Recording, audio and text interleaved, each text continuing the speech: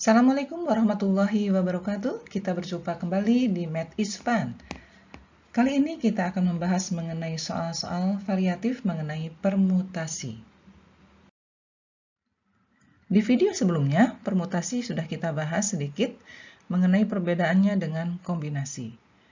Nah, permutasi itu ciri khasnya atau perbedaan dengan kombinasinya itu adalah urutan diperhatikan.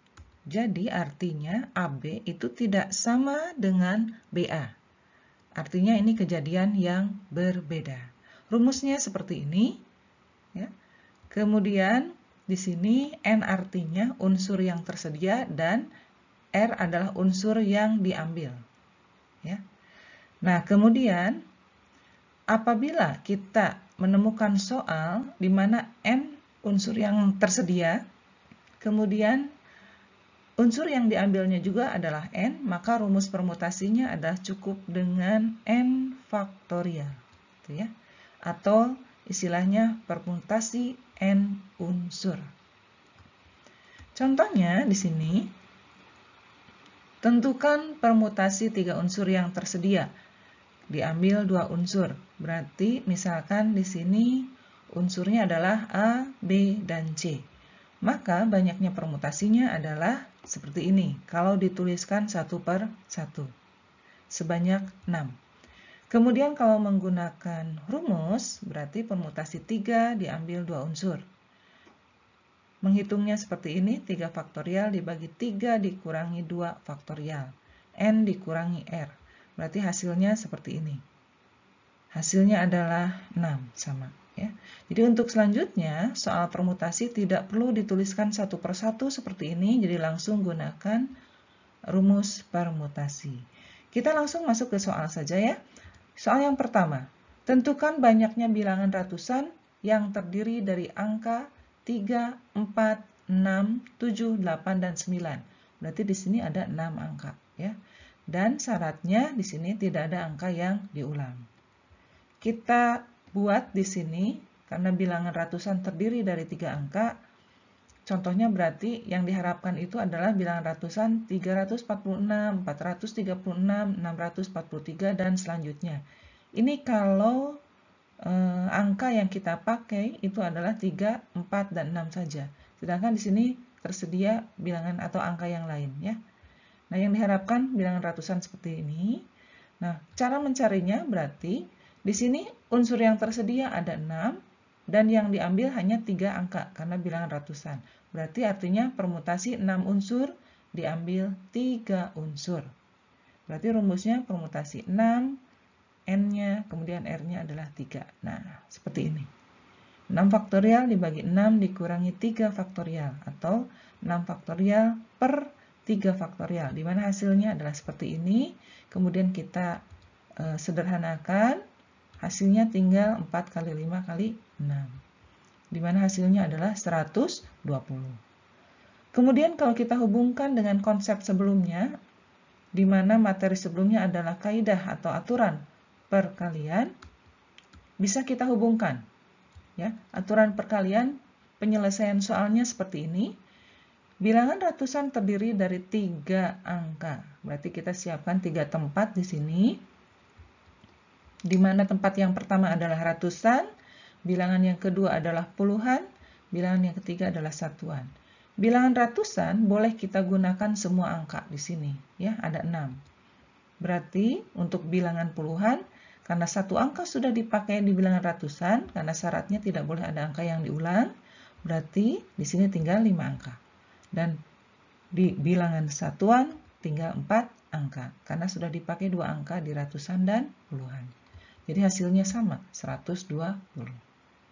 Jadi ini untuk membandingkan bahwa bisa soal ini diselesaikan dengan pendekatan permutasi ataupun dengan aturan perkalian. Karena permutasi itu juga dasarnya dari aturan perkalian. Soal nomor 2, tentukan ada berapa banyak cara menyusun password dari huruf dan angka pada WULAN 68. Berarti di sini ada 7 unsur ya. Jadi maksud soal ini kita merubah-rubah posisi si 7 unsur ini sehingga ada berapa cara yang berbeda. Ini berbeda dengan soal sebelumnya, karena untuk soal nomor 2 di sini 7 unsur diambil 7 unsurnya, karena yang dipindah-pindah adalah 7 unsur. Berarti permutasi dari 7 unsur. Jadi yang diharapkan nanti seperti ini ya, kalau dipindah-pindahkan. Nah, ada berapa di sini? Ada berapa cara? Rumusnya berarti permutasi n diambil n, atau langsung saja n faktorial. Berarti sama dengan 7 faktorial. Berarti jawabannya 5040. Ya. Cara lain dengan menggunakan aturan perkalian, berarti kita siapkan atau filling slotnya sebanyak 7 tempat di sini. Posisi yang pertama bisa kita gunakan 7 unsur semuanya. Kemudian posisi yang kedua tinggal 6 karena satu unsur sudah dipakai. Dan selanjutnya sampai semuanya ditempati, sama saja ini artinya dengan 7 faktorial ini ya. Jawabannya adalah 5040. Kita lanjutkan ke nomor 3. 5 orang berdiri berjajar akan difoto bersama-sama. Jika satu orang harus ditempatkan di posisi tengah, ada berapa posisi yang akan atau yang bisa dibuat? Ya. Berarti di sini ada unsurnya sebanyak 5. Tapi satu orang menempati posisi tetap di tengah-tengah. Berarti artinya yang berpindah-pindah tempat itu hanya 4 orang saja. Berarti yang satu orang yang di tengah tidak dihitung. Artinya sama saja dengan permutasi 4 unsur. Memindahkan 4 unsur. Ya. Berarti jawabannya adalah 4 faktorial. Ya. Jawabannya sama dengan 24. Dengan cara kaidah perkalian atau aturan perkalian, kita gambarkan seperti ini. Ini adalah posisi 5 orang berdiri berjajar. Ya. Ya, yang di tengah-tengah ini adalah satu orang yang posisinya tetap, diam di sini. Berarti yang berpindah-pindah di sini hanya 4 orang. Ya. Nah, si 4 orang ini untuk posisi yang pertama boleh diisi oleh 4 orang. Kemudian posisi yang kedua karena satu orang sudah berdiri di posisi yang pertama berarti tinggal 3. Di sini tinggal 2 dan di sini yang terakhir tinggal 1. Dikalikan 4 kali 3 kali 2 kali 1 berarti 24. Ya. Soal selanjutnya nomor 4. Terdapat 9 siswa yang terdiri dari 5 putra dan 4 putri. Akan dipilih menduduki jabatan ketua, wakil ketua, sekretaris 1, sekretaris 2, bendahara 1, dan bendahara 2. Berarti di sini posisinya ada 1, 2, 3, 4, 5, 6. Ada 6 posisi. Ya, ada 6 tempat. Jika ketua dan wakil ketua harus putra dan jabatan lainnya oleh putri, serta tidak boleh jabatan rangkap, tentukan berapa susunan pengurus yang bisa dibentuk. Nah, di sini ada syaratnya bahwa 2 posisi ketua dan wakil ketua harus oleh putra, di mana putranya ada 5. Sedangkan posisi untuk jabatan lainnya, yaitu posisi sekretaris dan bendahara atau 4 jabatan ini harus oleh putri. Ya. Berarti kita bagi 2 ya. Pemilihan untuk wakil ketua dan ketua ini ya oleh putra dikali pemilihan oleh putri. Sekretaris 1, 2 dan bendahara 1, 2.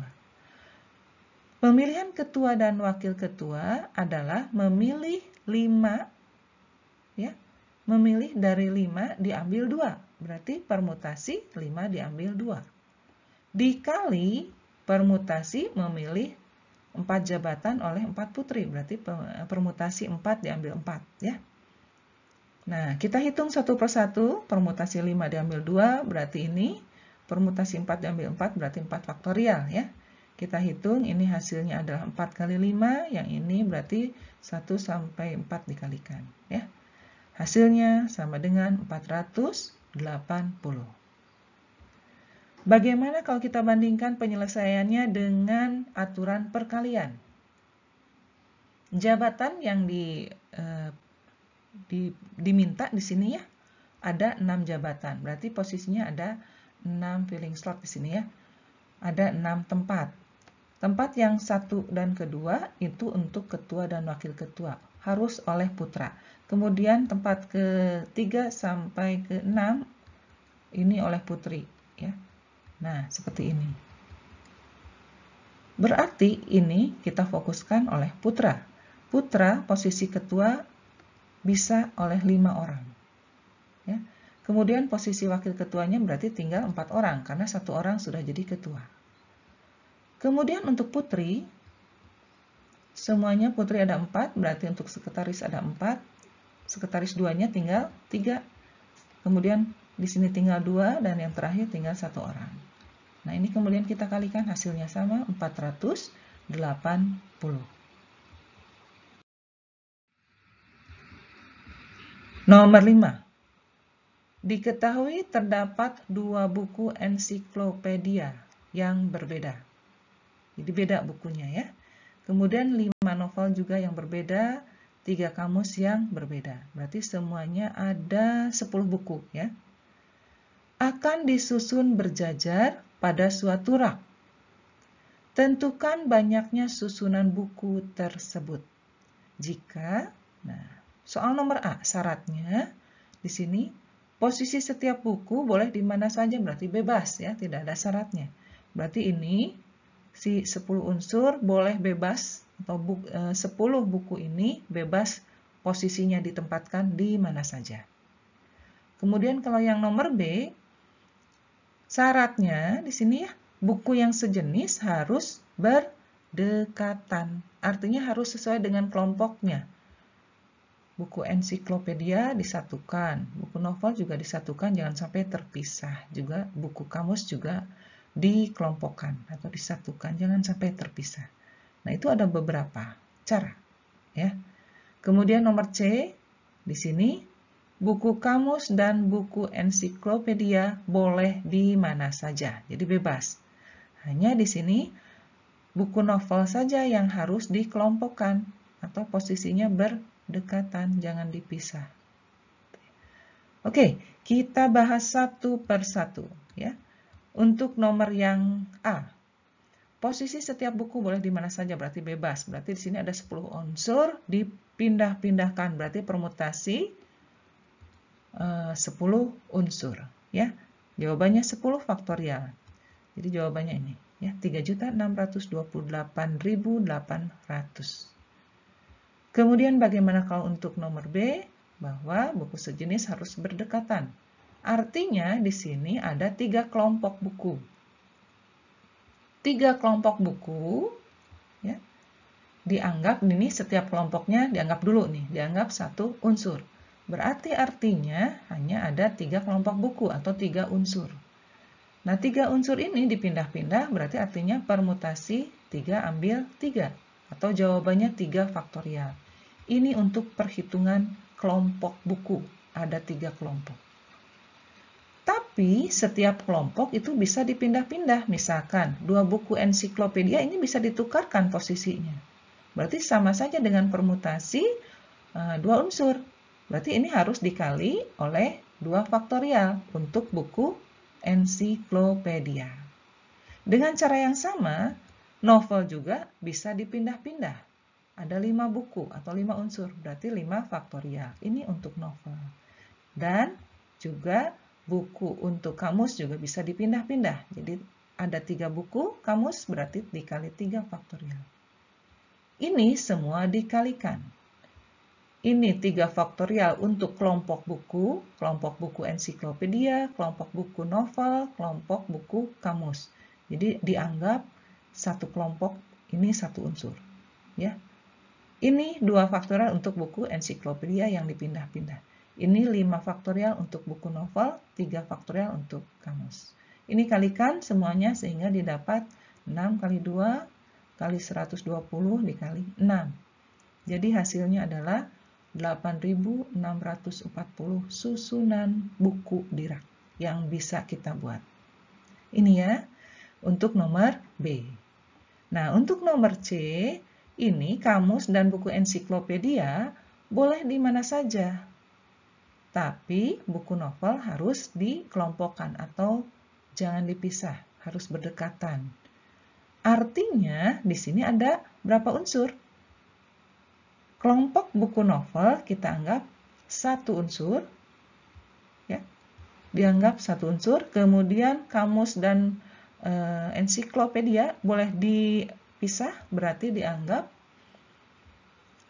ensiklopedia ada 2 unsur, kemudian kamus ada 3 unsur, berarti jumlahnya semua 5 unsur. Jadi kalau dijumlahkan ini untuk ensiklopedia yang 2.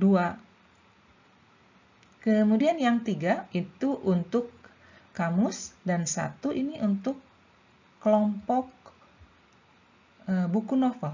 Karena harus dianggap satu, karena harus berdekatan, tidak boleh dipisah. Jadi jumlahnya ini semua ada 6 unsur. Jadi jawabannya adalah ini kelompok buku novel dan buku ensiklopedia dan buku kamus yang boleh dipisah menjadi 6 faktorial. Kalau dipindah-pindah menjadi 6 faktorial ya. Kemudian jangan lupa si kelompok buku ensiklopedia ini bisa ditukar juga, dipindah-pindah. Berarti harus dikalikan. Namanya apa? Maaf, bukan ensiklopedia ya, buku novel di sini yang satu unsur ini terdiri dari 5 buku. Ini bisa ditukar-tukar juga, ya. Jadi ini untuk kelompok buku, ya. Kelompok buku novel dianggap satu unsur. Dan 5 unsur yang bisa dipindah-pindah yaitu ensiklopedia dan kamus, 6 faktorial. Nah, kalau 5 faktorial ini adalah buku novel yang disatukan, tapi ini juga bisa dipindah-pindah. Jadi, 5 buku novel yang dipindah-pindah adalah 5 faktorial. Berarti hasilnya adalah 6 faktorial adalah 720, 5 faktorial adalah 120, maka jawabannya adalah 86.400 susunan buku. Itu ya, itu untuk nomor C. Selanjutnya, nah ini untuk nomor terakhir, nomor 6. Soalnya satu tipe dengan soal nomor 5. Kalau nomor 5 buku, nah kalau nomor 6 ini adalah gerbong. Ya. Di stasiun kereta api terdapat 5 gerbong penumpang yang berbeda, 2 gerbong restoran yang berbeda, dan 3 gerbong barang yang berbeda. Nah, di sini yang ditanyakan ada berapa susunan gerbong yang bisa dibuat. Ya. Jika untuk nomor A, gerbong posisinya bisa di mana saja. Berarti bebas. Ya. Kemudian nomor B, urutan paling depan harus gerbong penumpang. Kemudian dilanjutkan dengan gerbong restoran. Dan terakhir berarti gerbong barang. Kemudian untuk nomor C, gerbong penumpang harus di depan. Jadi syaratnya ini cuma gerbong penumpang aja yang di depan. Kemudian yang di belakang itu bebas sisanya. Ya. Kita bahas satu persatu. Untuk nomor A, karena gerbong posisinya bebas di mana saja, berarti di sini ada berapa gerbong? 5 tambah 2 tambah 3. Berarti ada 10 gerbong. Nah, 10 gerbong ini bebas posisinya berarti permutasi dari 10 unsur. Jawabannya 10 faktorial. Berarti ini hasilnya. Ya. Itu nomor A. Kemudian untuk nomor B, ini ada syarat bahwa urutan itu gerbong penumpang itu yang paling depan. Kemudian yang posisi di tengah-tengah itu gerbong restoran. Dan posisi yang terakhir paling belakang itu adalah gerbong barang. Penumpang di sini ada 5. Kemudian restoran ada 2 dan barang ada 3. Berarti ada 3 posisi, depan, tengah, dan belakang. Itu ya. Berarti perhitungannya ini untuk perpindahan posisi atau permutasi gerbong penumpang. karena gerbong penumpang ada 5, berarti 5 faktorial. Dikali ya, gerbong restoran, ini posisi yang tengahnya. Gerbong restoran ada 2, berarti 2 faktorial. Kemudian dikali gerbong barang yang terakhir ya, 3 faktorial. Nah, perhitungannya seperti ini. Jadi tidak ditambahkan lagi dengan perkalian permutasi kelompok gerbong penumpang, restoran, dan barang, tidak. Karena di sini posisinya tetap bahwa ini harus di paling depan, ini di tengah, ini yang belakang. Berarti cukup mengalihkan ini saja. Jawabannya adalah 120 kali 2 kali 6 adalah 1440. Gitu ya. Kemudian bagaimana untuk nomor C? Karena untuk nomor C itu gerbong penumpangnya saja yang harus di depan. Berarti si 5 gerbong itu di depan. 5 gerbong lagi yaitu gerbong restoran dan barang itu di belakang. Dan itu posisinya boleh dipindah-pindah bebas. Artinya kita hitung dulu gerbong penumpang untuk yang di depan. Yaitu 5 faktorial. Ini memindah-mindahkan gerbong penumpang. Ini, ya. Kemudian dikali banyaknya gerbong yang tersisa. Di sini gerbongnya gerbong penumpang dan gerbong restoran dan gerbong barang. Ada 5 jumlahnya. Ini juga bisa dipindah-pindah di belakang gerbong penumpang. Jadi 5 faktorial. Ya, untuk 2 restoran dan 3 barang. Tinggal kita kalikan 120 kali 120 sama dengan 14.400. Itu ya. Demikian untuk latihan soal permutasi. Sampai berjumpa lagi di video berikutnya. Wassalamualaikum warahmatullahi wabarakatuh.